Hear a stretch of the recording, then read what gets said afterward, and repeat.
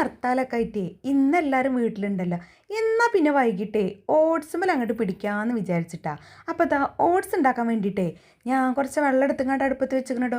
അതൊന്ന് നല്ലോണം ചൂടായപ്പോഴേ അതിൽ നിന്ന് കുറച്ച് എടുത്തുങ്ങാണ്ടേ പാൽപ്പൊടി എടുത്തുകൊണ്ട് മിക്സ് ആക്കിയിട്ടുണ്ട് ഉണ്ടാക്കുന്നത്.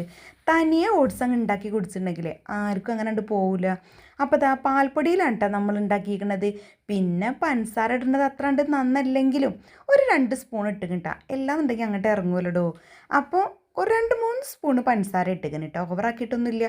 അപ്പോൾ അതൊക്കെ നല്ലോണം തിളച്ച് വന്നതിന് ശേഷത്തെ കണ്ടില്ലേ, ഇങ്ങനെ മിക്സഡ് ആയിട്ടുള്ള ഒരു ഓട്സാണ് കേട്ടോ. അപ്പോൾ ഇതും കൂടി ഇട്ടുകാണ്ടേ നല്ലോണം അങ്ങോട്ട് വേവിച്ച് സെറ്റാക്കി എടുത്തുകന് കേട്ടോ. അപ്പോൾ നമ്മൾ ആവശ്യത്തിനനുസരിച്ചാണ് ഇട്ടിക്കണത്.